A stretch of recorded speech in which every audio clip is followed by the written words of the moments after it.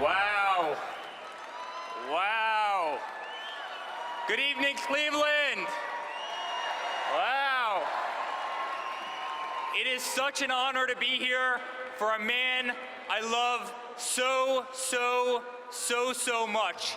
That's my father.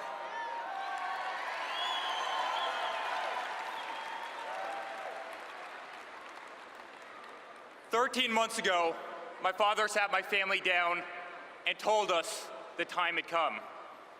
He could no longer sit idly by and watch our beloved country, the country that had given our family so much success, so much opportunity, crumble before our very eyes.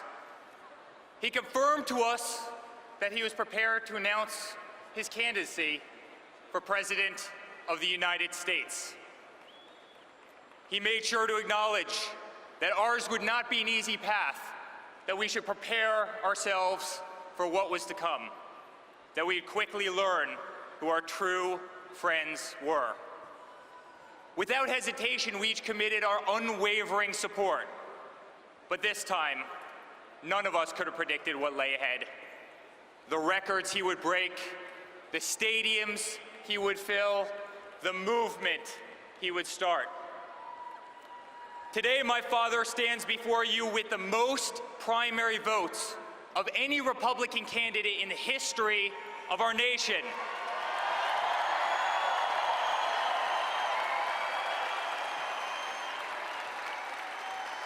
He has shattered voter registration records across the country. He has defied the predictions of every single political pundit and turned traditional debates into must-see TV. He has inspired multiple generations, including my own, like millennials like myself, who have so little faith in our politicians that they no longer even consider public service to be a noble career. A year ago, my father was a businessman, but like many Americans, he simply could no longer stand to see what was happening to our great country. He could no longer stand to see special interest dollars dictate an incompetent foreign policy that puts foreign countries before our very own.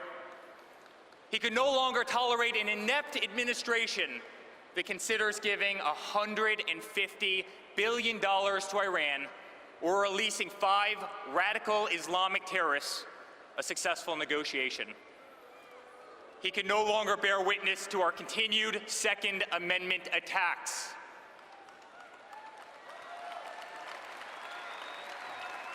He could no longer stand to see the words Christmas stripped from public use or the Pledge of Allegiance removed from our schools in an effort to be politically correct.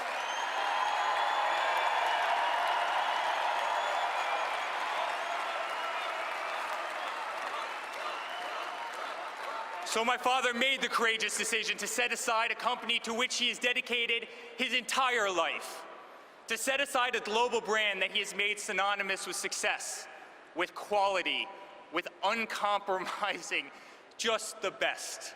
At a time when the people at the pinnacle of their career, like my father, would have held fast to a lifestyle that has truly become the epitome of the American dream, my father instead chose to give that dream back to the people it had eluded for so long.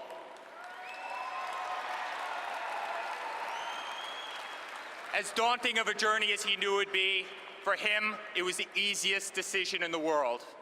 After all, who better to implement common sense business approach to this country? Who better to apply practical solutions to the impractical decision-making of an administration that has bred a $19 trillion debt, one which goes up by $32,000 a second and over $2 billion a day?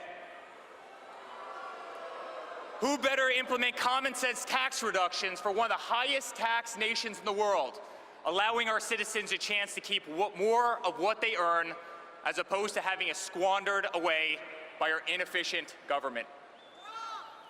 Who better negotiate the return of countless American manufacturers like Nabisco and Ford and Carrier and so many others back to the United States where they began than a man who has single-handedly employed tens and tens and tens of thousands of people around the country?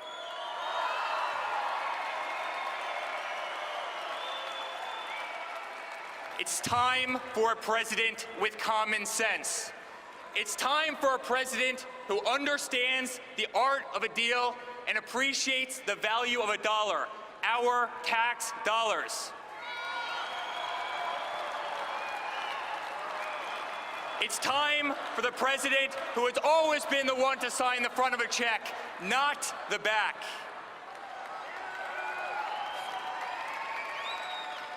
Throughout my father's career, he has been repeatedly called on by government to step in and save delayed, shuttered, and grossly over-budget public projects. Everything from the exterior of Grand Central Terminal in New York to the iconic old post office in Washington, D.C., just to name a few. Back in 1986, the city of New York tried to refurbish a simple ice skating rink in Central Park. The project dragged on for over 6 years and ballooned to over $13 million. $5 million over an already inflated budget. That's when my father, who overlooked this disastrous construction site from his office window each and every day, decided he had to step in. Disgusted by government incompetence and ineptitude, he invested $2 million of his own money in order to complete the project. What had taken the city over half a decade to botch, my father completed in less than 6 months, 2 months ahead of schedule, and over $1 million under budget.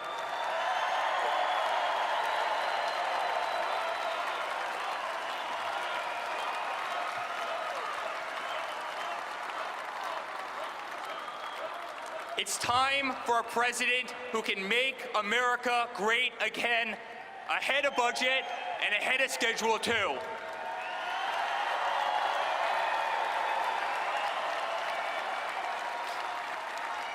Thank you. My father has revitalized rundown neighborhoods, shaped skylines across the country, and turned dreams into reality his entire career. It's what he does. It's who he is. Oprah Winfrey once famously asked my father if he ever envisioned running for the presidency of the United States. His answer? Only if it got so bad that I had no choice. Only if it got so bad that I had no choice. Well, ladies and gentlemen, that day has come. As I travel the world with my dad building the greatest golf courses and hotels and real estate projects, I see the unmistakable look in his eyes. I see in his eyes the indignity and frustration of a domestic infrastructure back at home that is in complete disarray and no longer on par with so many other developed nations. I see in his eyes the sadness of innocent lives lost, like those of Kate Steinle and Jamil Shaw and so many others cut short by illegal immigrants in sanctuary cities, victims of a revolving door of government ineptitude and corruption that leaves innocent Americans defenseless.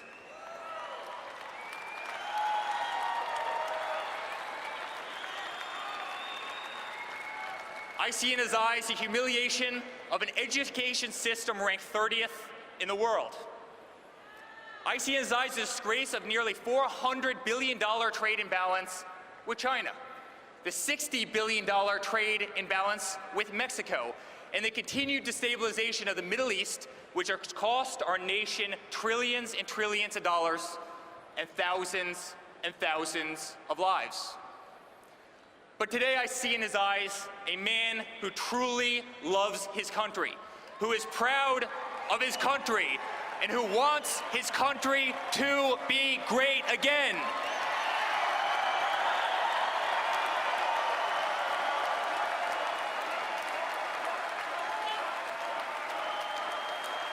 Thank you.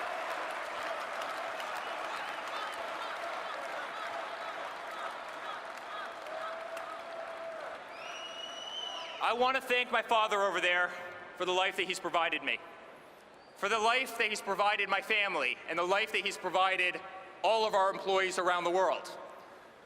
I want to thank my father for the life that he's enabled me to provide to my future children as my beautiful wife Laura and I start thinking about that amazing chapter of our lives. To that end, I often think about the legacy I wish to leave my children. And to me, there are few things that I hold closer to my heart than charity. For me, it's the essence of who we are as human beings. It's the barometer by which we will be measured for our time here on earth. As Martin Luther King Jr. once said, life's most persistent and urgent question is, what are you doing for others? When I was 22 years old, I founded the Eric Trump Foundation to benefit St. Jude's Children's Research Hospital, an incredible, incredible organization.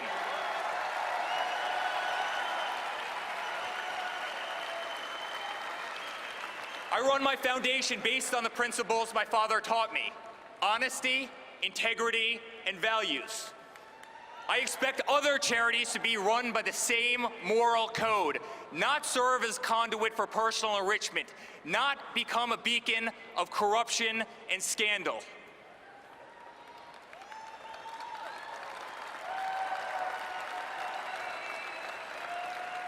To whom much is given, much will be required. This is the very belief that compelled my father to make this great sacrifice, to run for the most powerful yet unforgiving office in the world. There is no greater calling. There is no more selfless an act. To the unemployed voter sitting at home watching me right now, wondering how you're going to make your next mortgage payment or rent payment, my father is running for you.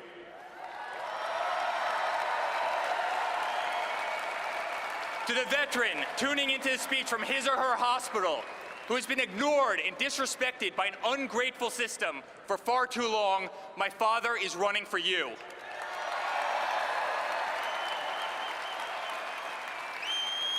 To the school teacher forced to walk through metal detectors each and every day into an underfunded school, my father is running for you.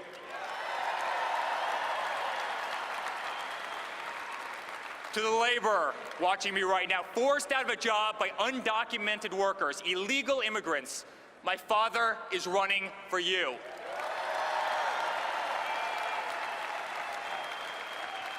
To the oil and gas industry worker denied a job because of radical regulations from a radical EPA, my father is running for you.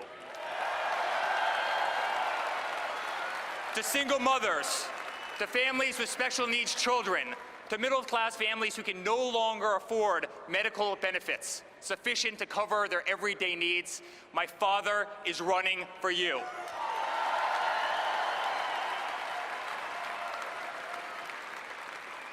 This November, I ask you to be true to yourself and vote for the candidate who you know is running for the right reasons. Vote for the candidate who has never been a politician. Vote for the candidate who has never received a paycheck from our government.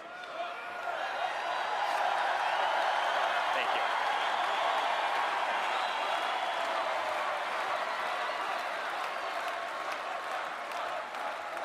Vote for the candidate who can't be bought, sold, purchased, bribed, coerced, intimidated, or steered from the path that is right and just and true.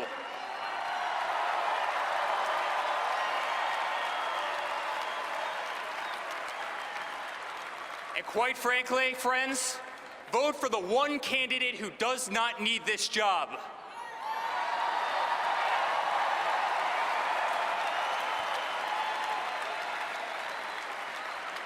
Never have I been more proud to be a Trump. Never have I been more proud to be my father's son. I am incredibly honored to be part of this journey of which he's invited me, Don, Ivanka, Tiffany, Melania, my beautiful wife Laura, our entire family to play such an integral part. Dad, you have once again taught us by example. You are my hero. You are my best friend. You are the next President of the United States.